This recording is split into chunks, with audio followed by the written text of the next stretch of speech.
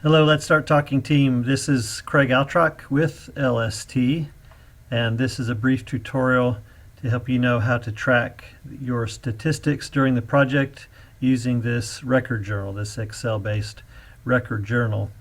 Thanks to all of you for taking on this task. While there should be one person on your team that's ultimately in charge of it, like most of what you do during your project, this is a team activity as well. So thank you to all of you, and feel free, even if it's not your primary responsibility, to listen in on this tutorial so you are familiar with the tool as well. You will need to save this document when you get it from Let's Start Talking onto the laptop, the computer that you're bringing with you onto the project, and then it should be accessible by anybody that needs to use it during the project. Well, just a quick note on the importance of this task. This is not just about counting numbers for Let's Start Talking. This is really, first of all, to help you manage the people God is bringing to you during your project, to make sure you know when they're coming, when they're supposed to come, to know if they're new or not, whether they didn't show up, whether they dropped. So, and then during the project, it will give you a sense of the workflow for your entire team as well as for individual workers, and that's helpful for management purposes during the project as well. And then, of course, for reporting purposes, you'll want numbers like these for reporting, and so will Let's Start Talking. Certainly numbers don't tell the whole story, do they? But we all know numbers can help give people a good idea of what it was like to serve where God sent you. So all that to say, this is an important task. Thank you for doing it, and we trust and we know that you'll be doing this well during the project. In fact, you might, during the project, send this to your team developer each week. We'd like you to do that because it gives them a quick and easy way to know how things are going for you. Okay, so you'll notice there are several tabs on this Excel document, and I'll walk you through these. We're on the instruction tab right now. You can read through the instructions yourself here. Quite easy, not so much text. One thing to notice is this code new reader NR. For our purposes, and therefore for yours, during the project, any reader is a new reader when they come for the first time to read with you. Even if they've read with prior Let's Start Talking teams, for you, for your purposes, and for this statistics journal, this record journal, they are a new reader. Okay, that's something you might want to remember. Then you've got a Start tab here where you just you'll fill this in once and you won't need to use it the rest of your project. So let's say my team name is PRCC3, and my project length is 3. Now, I don't want to write in 3, it won't like that. So put in a 3, that's all, and then fill in the names of the workers on your team here. I'm going to have a 4-person team just for an example. Mike Plug's on my team too, and Ryan Bean. So we've got a 4-person team. So you fill in these yellow areas once, and that's all you've got to do with that. What the worksheet's going to do then is pull in this information and start to customize the worksheet for you, which is very helpful. The Readers tab, something you'll use once on the front end of this project, and you'll fill in most of that, and then during the project, as you get new readers, you'll fill it in.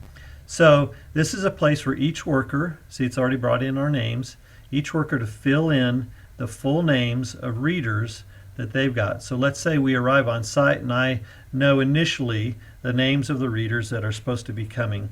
So I just sit down the night before we have our first sessions and I start filling this out. So I'll just put in a few names here for an example. Again, these are all the readers I know that I'm supposed to have on the front end of my project.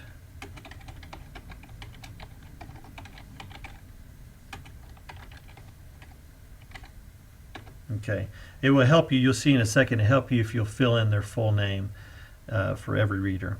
Okay, so I've filled that out initially, and let's say it's the middle of my project and I get a new reader. Well, I just come back to this tab then and put in that reader's name, and there they are. So each worker will fill that out. So something you'll do initially, and then just as you have new readers, you'll add them in.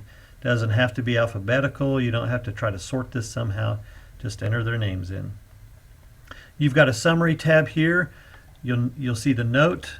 You do not need to enter anything here. This is going to pull in information that you've entered elsewhere and start calculating for you. So see, it's put in the name of my team. I've told it it's a 3-week project, so it's only given me 3 columns here. If I'd told it my project was 6, there'd be 6 columns here.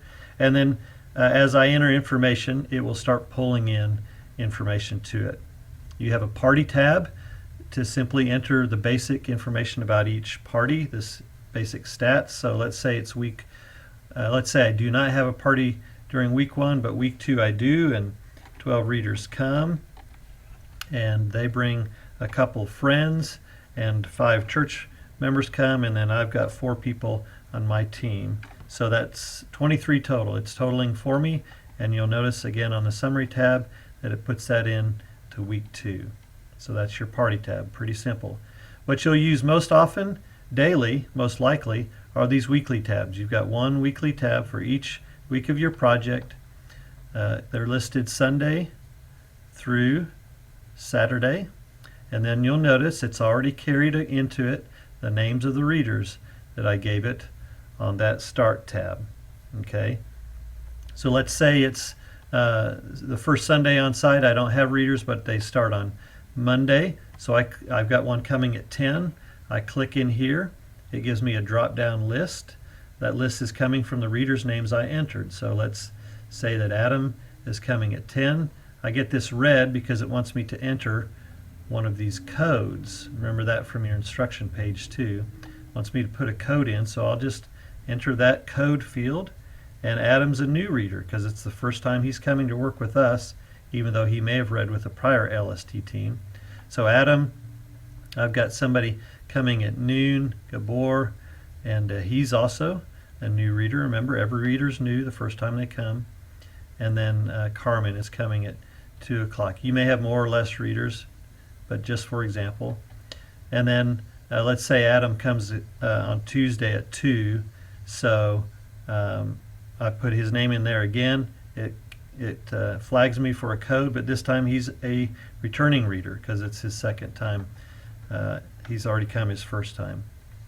So if Adam was supposed to come on Friday at noon and he didn't show up, then I'm just going to say he was a no-show.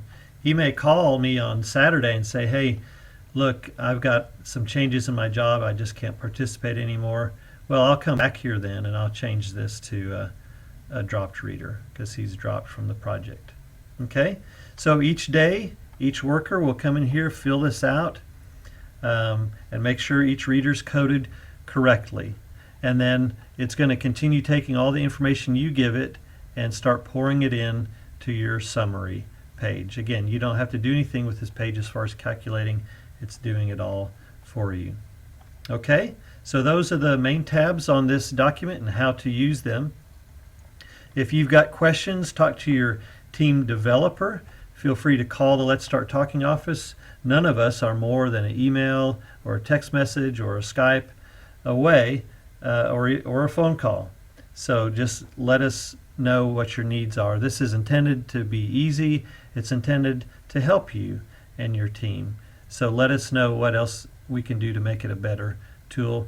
And may God bless each of you on your team and use you in a great way during this project. What a privilege it is to serve with you.